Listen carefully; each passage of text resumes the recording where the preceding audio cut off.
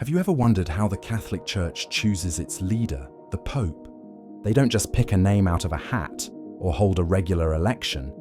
Oh no, this is way more mysterious. Today, we're diving into the secret world of Conclave. You'll find out what it is, when and how it happens, and why it's one of the most secretive events in the world. Stay tuned, because this process is centuries old, full of rituals, rules, and a lot of mystery. It's like something straight out of a movie. So, what exactly is a conclave? Simply put, a conclave is a special gathering where cardinals of the Catholic Church come together to elect a new pope. It only happens when there's no current pope, either because he has passed away or decided to step down. The word conclave actually comes from the Latin phrase cum clave, which means with a key. This means the cardinals are literally locked in until they choose the next pope. The term is literal. The cardinals are kept in a special area with all doors locked so they can focus on choosing the next pope without distractions. The very first official conclave happened in 1274. The Catholic Church decided on this locked-in approach because of one very long election. Back in 1268, when Pope Clement IV died, it took cardinals almost 3 years to elect a new pope. Frustrated with the delay, officials in the Italian city of Viterbo, where the election was happening, actually locked the cardinals in a building and put them on a diet of bread and water to speed things up. This extreme action led to the election of Pope Gregory X and the start of the conclave tradition. So, by 1274, conclaves became the official process. Locking in the cardinals was a way to keep them focused and to prevent outside pressures from influencing their choice. Imagine being locked up for days, eating only bread and water just to make a decision. This was how seriously they took the election of a pope. Back in the early days, conclaves were very strict and sometimes uncomfortable. Cardinals had limited food, simple quarters, and almost no privacy. It was all about making sure they stayed focused on picking the right person quickly. Today, while conclave is still very private, it's a bit more comfortable. Cardinals stay in a special residence called St. Martha's House, with private rooms and basic furnishings. They also receive regular meals, and the voting space, the Sistine Chapel, is more secure with modern technology to prevent any leaks or spying. So while cardinals still face strict rules, today's conclaves are far more comfortable and organized than the first ones. Conclave doesn't happen every day or even every year. It's a rare event. A conclave only takes place after a pope dies, or very rarely if he resigns. When this happens, the Catholic Church is suddenly without a leader, which is a big deal. A conclave needs to happen quickly to fill that position.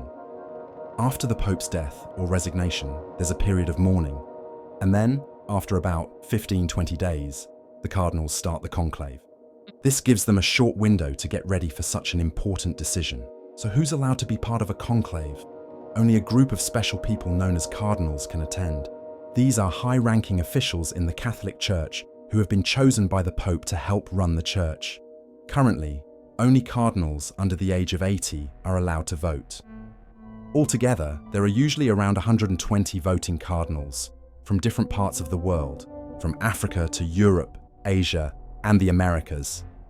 They all gather in the Vatican, specifically in a chapel called the Sistine Chapel, which you may know for its beautiful ceiling painted by Michelangelo. Now here's where it gets interesting. The cardinals are locked in the Sistine Chapel, and I mean locked.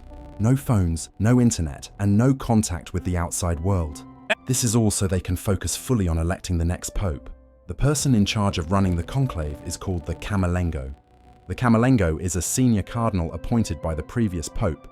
The Camerlengo's primary role is to oversee the day-to-day functions of the Vatican during the period when there is no pope, a time known as sede vacante, or the seat is vacant. The Camerlengo, along with 3 rotating cardinal assistants, oversees the entire process to make sure things go smoothly and follow the rules. The Camerlengo is responsible for handling logistics, managing any issues that come up, and ensuring strict secrecy throughout. And together they make sure the cardinals have everything they need, and that they stay focused on their task. Each cardinal casts a vote by writing down a name on a piece of paper. The papers are then collected and counted. The voting is private and secret, so no one knows who voted for whom. A new pope has to get a 2/3 majority. That means if there are 120 cardinals, the chosen person needs at least 80 votes to become pope. If no one gets that many votes, they try again. And they keep voting until someone gets the 2/3 majority. This can go on for days, or even weeks, until a decision is made. While conclave happens, the cardinals don't stay in hotels, or even go back to their own homes. Instead, they stay in a special residence in the Vatican called the Domus Sanctae Marthae, or St. Martha's House. This building is right near the Sistine Chapel, so the cardinals can move easily back and forth. Inside St. Martha's House, each cardinal has a simple room with basic furnishings to keep the focus on prayer and voting. They're allowed to rest and sleep there, but have to return to the Sistine Chapel during the voting times. They're not allowed to leave the Vatican, watch TV, use the internet, or communicate with anyone outside the conclave. The rules are strict to keep the conclave secure and private. They even close off certain areas of the Vatican to make sure no one else can interact with the cardinals during this time. Now, you might wonder, who takes care of meals and other necessities while the cardinals are in conclave? That's where the nuns and a small group of other helpers come in. Nuns are tasked with cooking, cleaning, and other services for the cardinals during conclave. They are dedicated to their duties, but even they have to follow strict rules of secrecy. Just like the cardinals, the nuns and helpers are sworn to silence and secrecy. They are not allowed to discuss anything they see or hear. They play an essential role, but they're as bound by the rules as the cardinals are. Conclave is one of the most secretive events in the world, and it's always been this way. The Catholic Church believes that choosing a pope is a holy decision guided by God.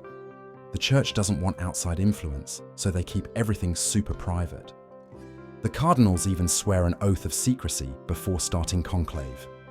If they break it, there can be serious consequences, as it's considered a major offense in the Church. To make sure the voting is private, the Vatican even checks the Sistine Chapel for hidden recording devices and sweeps for bugs before conclave begins. Now here's the part everyone gets excited about, the smoke signals. After each round of voting, the ballots are burned in a special stove.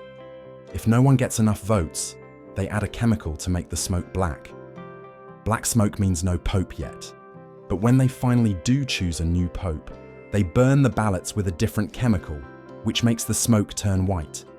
White smoke means a new pope has been chosen. Crowds in St. Peter's Square watch the smoke, waiting eagerly for that white puff to appear. When the white smoke rises, the excitement doesn't end. The next step is for the new pope to get dressed in special papal robes. He then appears on the balcony of St. Peter's Basilica, where a church official announces, "Habemus Papam," which is Latin for, "We have a pope."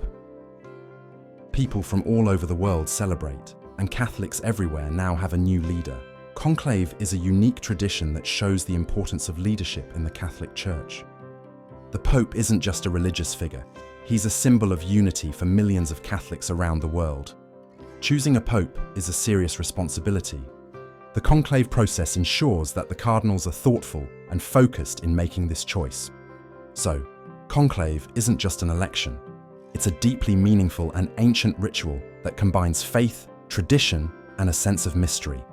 In a way, conclave reminds us that some parts of life, even in our modern connected world, are meant to stay sacred and hidden. If you enjoyed learning about this fascinating process, give us a thumbs up and subscribe for more stories about amazing mysteries in religion.